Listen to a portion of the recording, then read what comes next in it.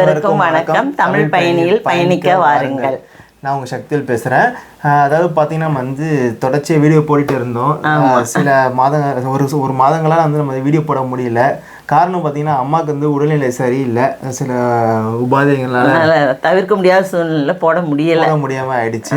ஆனால் இனி வரும் காலகட்டங்களில் நம்ம நிறைய காணொலிகள் பார்க்க வேண்டியது இருக்குது. நம்ம வரலாற்று காணொலிகள் நிறைய சிவாலயம் போய்கிட்டு இருக்கோம். ஏற்கனவே நிறைய காணொலிகள் எடுத்து வச்சுருந்தோம், நம்ம போட முடியாத சூழலில் இருந்தது. இதுக்கப்புறம் வர காணொலியில் எல்லா வீடியோவும் பார்க்கலாம். சரிங்களா? இந்த மாதிரி நீங்கள் எதாவது சொல்லணுமா? நீங்கள் சொல்லிவிடுங்க. அதுதான் இப்போ பயணிக்க போகிறது சிவன் கோயில். ஆமாம், சோழர்களால் கட்டப்பட்ட கோயிலுங்க. எல்லாத்தையும் நீ போய் தமிழ் பயணியில் பயணிப்போம். எல்லாரும் பாருங்க. இது இன்னைக்கு நம்ம பார்க்க போற காலையில் பார்த்தீங்கன்னா பாடியில் இருக்க ஒரு சிவாலயத்துக்கு நம்ம பார்க்க போறோம். சோழ மன்னர்களால் கட்டப்பட்ட ஒரு கோயில், மிக பழமையான கோயில். கிட்டத்தட்ட 1400 ஆண்டுகள் பழமையான கோயிலுக்கு நம்ம பயணிச்சோம். நம்ம சென்னையில தான் இருக்கோம். நிறைய பேருக்கு இந்த கோயில் பத்தி தெரிஞ்சிருக்கலாம், சில பேருக்கு தெரியாம கூட இருக்கலாம். அதனால இந்த கோவிலை நம்ம வீடியோ எடுத்து போட்டிருந்தேன். இந்த கோவில் யாரால கட்டப்பட்டது, அதோட வரலாறு என்ன, அதோட புராண கதை என்ன சொல்லி இனி வர வீடியோல நம்ம பார்க்கலாம். நம்ம கதை மட்டும் இல்லாம அந்த கோவிலுக்கு நம்ம நேரடியாக சென்று அந்த வீடியோ எல்லாம், அந்த காணொலிகள் எல்லாமே எடுத்து நான் போட்டிருக்கேன். இதுக்கப்புறம் நீங்கள் வரதில் நீங்கள் அதெல்லாம் பார்ப்பீங்க. ரொம்ப அழகான கோயில், அற்புதமான கோயிலாக இருக்கும். நம்ம சேனலுக்கு தொடர்ந்து சப்ஸ்கிரைப் பண்ணுங்கள், ஆதரவு கொடுங்க. எல்லா மக்கள்கிட்டையும் ஷேர் பண்ணுங்கள். கொண்டு போய் சேர்க்கறது அந்த பொறுப்பு உங்களுடையது. காணொலி எல்லா வரலாற்று காணொலிகள் எல்லாம் காட்ட வேண்டியது எங்களுடைய பொறுப்பு. நான் அது கடமையாக செஞ்சுட்டு இருக்கோம். உங்கள் ஆதரவு எங்களுக்கு வேணும். ஆமாம், சரிங்களா? ரொம்ப நன்றி. இதுக்கப்புறம் நிறைய காணொலிகள் பார்க்கலாம். இப்போ பார்க்க போகிறது ஆலயத்துடைய பேர் திருவள்ளீஸ்வரர். சரிங்களா? திருவள்ளீஸ்வரர்ன்றது ஒரு சிவபெருமானுடைய கோயில், ரொம்ப பழமையான கோயில். சரிங்களா? நம்ம அந்த கோயில் அதுக்கப்புறம் கதைகள், வரலாறு எல்லாமே நீங்க பாப்பீங்க. முழு காணொலிகள். அம்மன் பேர் இல்ல அம்பல் பேர், அம்மா பேர் ஜெகதாம்பிகை. அதை பத்தி நான் போட்டிருக்கேன். எல்லாமே நீங்க பாருங்க. சரிங்களா? ரொம்ப நன்றி, வணக்கம். இப்போ நீங்கள் பார்த்துட்ருக்க இந்த கோவில் தான் திருவள்ளீஸ்வரர் கோயில். அதாவது திருவள்ளீஸ்வரர் கோயில்னு சொல்லுவாங்க. இந்த கோயில் பார்த்திங்கன்னா நம்ம கோயம்பேட்டிலேருந்து ஒரு 20 நிமிடம் தொலைவில் தான் இருக்குது. ரொம்ப அழகான ஒரு கோயில். இந்த கோயிலுக்கு எல்லோரும் நீங்கள் கட்டாயம் வரணும். இந்த கோயிலோட புராணங்களை இப்போ நம்ம பார்ப்போம். அது மட்டும் இல்லாமல் இந்த கோயிலோட வரலாறு என்னென்னு பார்ப்போம். இந்த கோயில் யாரெல்லாம் அமைச்சாங்கன்றதெல்லாம் எல்லாமே நம்ம பார்க்கலாம். சரி, ஃபஸ்ட்டு இந்த கோயிலோட வரலாறு இல்லைன்னா புராண கதையை நம்ம பார்ப்போம். புராண கதையை படி பார்த்திங்கன்னா பரத்வாஜ முனிவர் வலியன் என்ற குருவியின் வடிவத்தில் தலைமை தெய்வத்தை வணங்கியிருக்கிறாரு. அதாவது பார்த்திங்கன்னா திருவள்ளீஸ்வரர் இருக்காரு, சிவபெருமானை ஒரு குருவி ரூபத்தில் வணங்கப்பட்டதாக சொல்லப்படுது. எனவே இந்த இடம் வலிதாயம் என்று அழைக்கப்பட்டதாகவும் நம்பப்படுது. அதாவது பார்த்திங்கன்னா ஒரு குருவியால் வழங்கப்பட்ட இடம்னால இந்த கோயில் வலிதாயம் அப்படின்றது இந்த கோயிலோட ஒரு புராணமாக இருக்குது. வரலாற்று ரீதியாக பார்த்திங்கன்னா இந்த இடம் ஆயுதங்கள் சேமிக்க பயன்படுத்தப்பட்ட இடமாகவும் இருக்குது. அது மட்டும் இல்லாமல் இங்கே பரத்வாஜர், ஹனுமன், சூரியன், சந்திரன், இந்திரன் மற்றும் வலியன் ஆகியோர் வழிபட்டதாகவும் கூறப்படுது. அது மட்டும் இல்லாமல் குரு பகவான் இங்கே சிவன் பூஜை செஞ்சதாகவும் நம்பப்படுது. அவர் தோஷம் இங்கே கழிஞ்சதாகவும் நம்பப்படுது. இந்த கோயில் ரொம்ப ஒரு அழகான கோயில். அதாவது ரொம்ப மிகப்பெரிய பரப்பளவு இல்லாமல், சின்ன கோயிலாகவும் இல்லாமல் ஒரு அழகான கோயிலாக இருக்குது. ரொம்ப அழகாக பராமரிச்சிருக்காங்க இந்த கோயில். பாருங்கள் எவ்வளோ அழகாக இருக்குது பாருங்கள். இந்த கோபுரங்கள்லாம் நல்ல ஒரு அழகான ஒரு கோயில். இது பார்க்கும்போதே தெரியுது சோழர்கள் கட்டியிருக்கதா தெரியுது. சரி, இந்த கோயிலோட வரலாறு என்னென்னு நம்ம பார்ப்போம். புராணங்கள் கதையை பார்த்து இப்போ வரலாறு என்ன பார்ப்போம். இந்த கோயில் பார்த்திங்கன்னா யாரால் அமைச்சது பார்த்திங்கன்னா 3ஆம் ராஜராஜ சோழனால் இந்த கோயில் கட்டப்பட்டதாக நம்பப்படுது. இந்த கோயில் 3ஆம் ராஜராஜ சோழன் தான் தொடர்பு இருக்குது. சோழ பேரரசில் 14 கல்வெட்டுகள் இந்த கோயிலில் இருக்குது. அவற்றில் மிக பழமையானது எதுன்னு பார்த்திங்கன்னா திருபுவன சக்கரவர்த்தி விஜயகண்ட கோபால காலத்தை சேர்ந்தது. அவர் நாச்சியாருக்கு பல நகைகளை நன்கொடையாக வழங்கியிருக்காரு. இந்த கல்வெட்டுக்கள் காலம் பார்த்திங்கன்னா 1910ஆம் ஆண்டில் 214/28 என கணக்கிடப்படுகின்றன.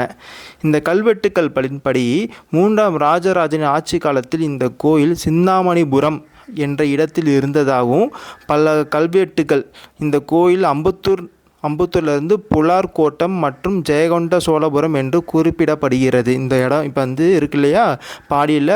அப்போ பார்த்திங்கன்னா அம்பத்தூர் நாடு, புலார் கோட்டம் மற்றும் ஜெயகொண்ட சோழபுரம் என்று குறிப்பிட்டதாக கூறப்படுது. இந்த கல்வெட்டுக்கள் தலைமை தெய்வத்தை திரிவலிதமுடைய நாயனார் என்றும் அம்பாள் வந்து திருவீதி நாச்சியார், அதாவது இப்போ வந்து ஜெகதாம்பிகையாக இருக்காங்க இல்லையா, அப்போ வந்து திருவீதி நாச்சியார் என்று குறிப்பிடப்படுகின்றன. ராஜராஜ சோழன் காலத்தில், அதாவது ராஜராஜ சோழன் காலத்தில் சாளுக்கிய நாரணன் யாதவராயன் என்ற பக்தர்கள் வந்து கோயிலுக்கு 2 வீடுகளை வந்து 2 வீடுகள் மட்டும் இல்லாமல் 2 தோட்டங்களையும் நன்கொடையாக வந்து இந்த கோயிலுக்கு வந்து வழங்கியிருக்காங்க.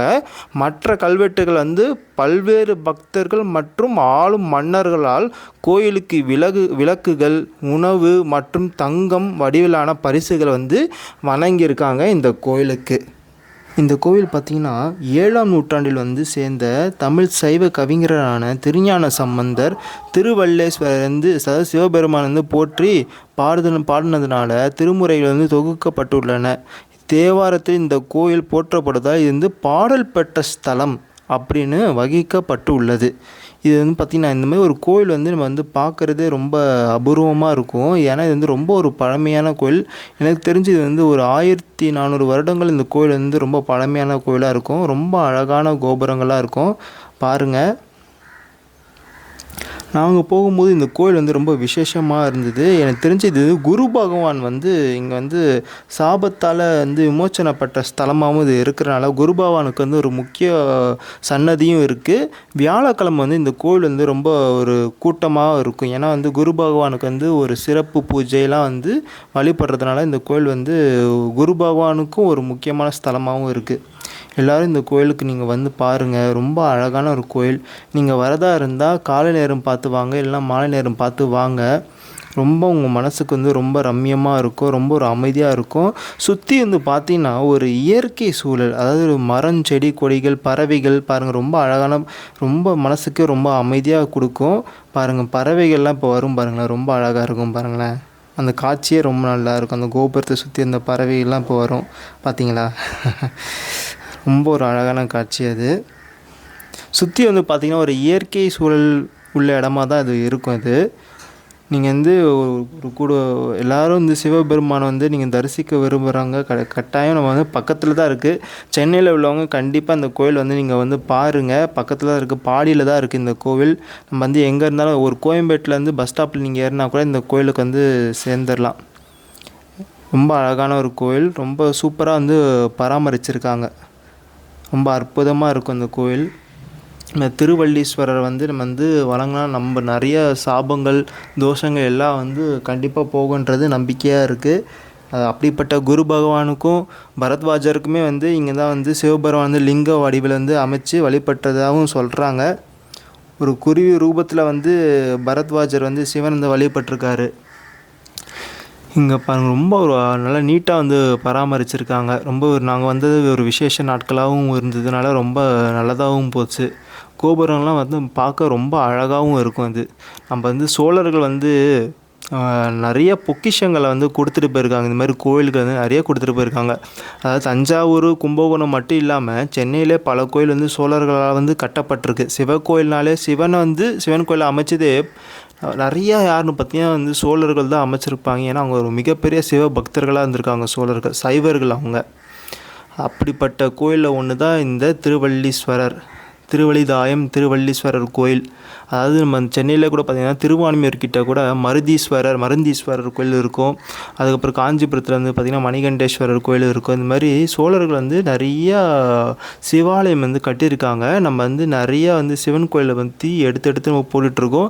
தேனுபுரீஸ்வரர் கோயில் கூட, நம்ம மாடம்பாக்கம் தேனுபுரீஸ்வரர் கோயில் கூட நம்ம எடுத்து போட்டிருப்போம், வீடியோ போட்டிருக்கோம். பார்க்காதவங்க பாருங்கள் எவ்வளோ அழகான கோபுரங்கள் அமைச்சிருக்காங்க பாருங்கள். இந்த கட்டிடக்கலைலாம் வந்து சோழர்களால் மட்டும்தான் இந்த மாதிரி ஒரு பிரம்மாண்டமாக ஒரு சிவன் கோயில் வந்து அமைச்சு கொடுத்துருக்காங்க. நம்ம வந்து முன்னோர்கள் வந்து நிறையா விட்டு சென்றிருக்காங்க. இது மாதிரி ஒரு பொக்கிஷங்கள் உள்ள. முக்கியமான சொல்லணும்னு பார்த்தீங்கன்னா இந்த கோயிலோட கல்வெட்டுக்களை வந்து கருவறைக்குள்ளே இருக்க கல்வெட்டுக்கள்லாம் வந்து நீங்கள் பாருங்கள். இன்னுமே நீங்கள் அந்த கல்வெட்டுக்கெலாம் நீங்கள் பார்க்கலாம். அது மட்டும் இல்லாமல் அந்த தூணில் இருக்க கோபுரங்கள்லாம் பார்த்தீங்கன்னா ரொம்ப அழகாக வடிவமைச்சிருப்பாருங்க. இங்கே பாருங்கள், இவ்வளோ அழகாக இருக்குது பாருங்கள். நல்லா நீட்டாக பராமரிச்சிருக்காங்க பார்த்தீங்களா? நிறைய இது மாதிரி இந்த கோயில்கள்லாம் சிவாலயங்கள் வந்து இன்னும் புதுப்பிக்கப்பட்டு இன்னும் நல்லா பராமரிச்சுட்டு தான் வராங்க. இந்த இந்த காலகட்டத்தில் வந்து நிறைய குடமுழுக்கு நடத்தியிருக்காங்க.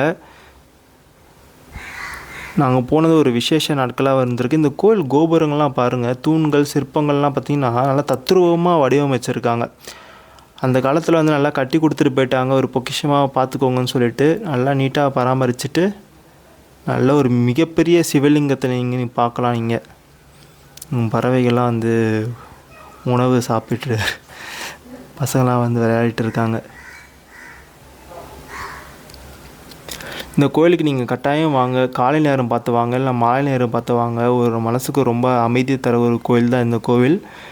நீங்கள் வந்து பார்த்தீங்கன்னா வந்து இந்த கருவறையில் இருக்க சிவலிங்கம் வந்து பார்த்திங்கன்னா ஒரு பிரம்மாண்டமாக ஒரு ராஜா வந்து அமர்ந்திருக்கா மாதிரி கட்டாயம் இருக்கும்.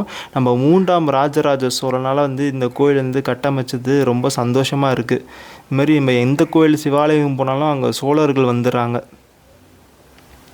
இங்கே குருத்தலமும் இருக்குது, நிறைய அன்னதான கூடங்களும் இருக்குது. நிறைய மக்களுக்கு வந்து நிறைய சேவை பண்ணிகிட்டு இருக்காங்க இந்த கோயிலில் உள்ளவங்க. நல்லா அது மாதிரி ஒரு நல்ல பராமரிப்பு தான். எல்லோரும் நீங்கள் கட்டாயம் வாங்க.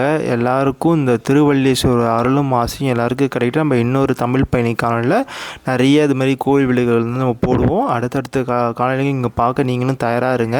நம்ம சேனலை வந்து மறக்காமல் சப்ஸ்கிரைப் பண்ணுங்கள். நம்ம அடுத்த நம்ம கோவில் வீடியோலாம் நம்ம வந்து பார்க்கலாம். நன்றி.